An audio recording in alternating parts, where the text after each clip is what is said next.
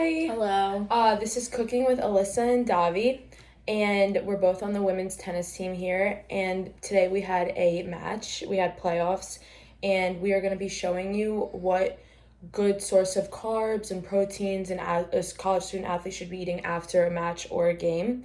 And we meal prepped chicken for the week, and meal prepping is also a great way of time management and money wise and everything is positive with meal prepping for a student athlete. So here's the chicken. I'm using brown rice pasta because that's a good source of carbs rather than just like white bread. And then also I have like all my spices here to make sauces. You don't want to put like a ton of sodium just because we're trying to like hydrate our muscles back into action, especially post match.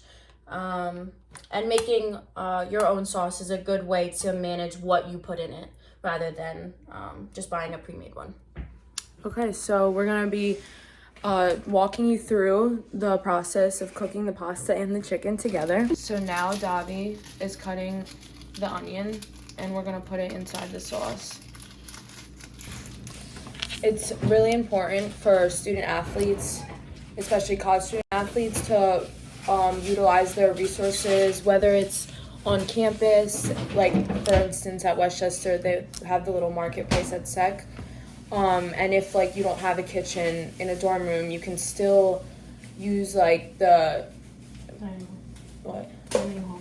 You can still use the dining hall, or even if you do have a kitchen and you live off campus, it is still really important. Some student athletes don't know how to cook, so looking up like recipes on Pinterest or online anywhere and knowing how to cook a well-balanced meal with carbs and protein for an athlete is really, really, really important for recovery and performance. We are also making broccoli as a side for a vegetable for the meal, and it's a really, really good source of nutrients and minerals and vitamins, and it's important for student athletes and college athletes to eat a really high amount of vegetables. Now we're getting ready to make the sauce. We have the pan going with the olive oil, garlic, and onions. And then you can kind of put in like whatever seasonings you want. So I'm using like Italian seasoning, and then you can put it in before or after you put in the sauce. I like to put it in before to sear like the onions. And then I like mine hotter, so I put a little crushed red pepper. And then again with the salt, like we put it already in the pasta water to help it boil. So you want to just be mindful of how much you put in, and then obviously like any other things that are going into your meal, you just want to watch sodium intake.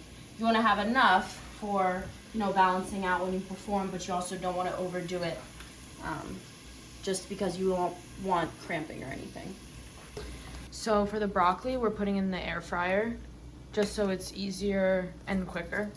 And one thing that I found is like, especially if you live on if you live in like a dorm room on campus, like having like an appliance that is really versatile, such as an air fryer, is a good investment because it broadens your ability to use other resources rather than just having to go to the dining hall all the time. Now we put the tomatoes inside the pan with the onion and garlic and oil mixture to make the sauce, and the water is still boiling. It's important for student athletes to maintain a healthy, balanced lifestyle between school, eating, and playing the sport. You don't always have time to cook, and like if you come home from a game at like 9:30 and if it's an away game, you want to be able to have your meal prep ready. So that's why utilizing like a meal prep for the whole entire week is really important for a student athlete. Also, to kind of add to that is like with meal prep, sometimes people are overwhelmed because they're like, one day I have to cook something for 5 days in a row. So making sure like finding meals that aren't really that hard, like using sheet pan dinners, like putting, vegetables and a protein all in one sheet pan and putting it in the oven, and you can find recipes on like Pinterest or YouTube, and utilizing your resources not only like on campus but online. So trying to find those better alternatives is the best way to kind of make sure time management is like top tier, but also keeping a well-balanced diet. That's all I got. So we just threw in the brown rice pasta into the pot, and the sauce is still cooking too. So yeah, so you just want to put that probably like now at a simmer because it's pretty cooked through. And then pasta, it just depends on which one you get. Like this one, it'll say like 7 to 10 minutes, or like kind of however, if you want it chewier or softer or harder. It's kind of just whatever you want. Your preference. Your preference. So we finished cooking the pasta. Now we just put it into 2 separate bowls, and we're waiting for the sauce to be ready. We threw the chicken and the broccoli inside the air fryer together. And how long did we cook it for? The broccoli, it's a little crunchy, but I cooked it for like, I think 10 minutes, and then I just reheated the chicken because it was already cooked. So just like 5 minutes. So this is the finished product. Again, great source of carbs, great source of protein, and we're gonna add a little bit of mozzarella cheese on top of our pasta as well. That's all with Cooking with Davi and Alyssa.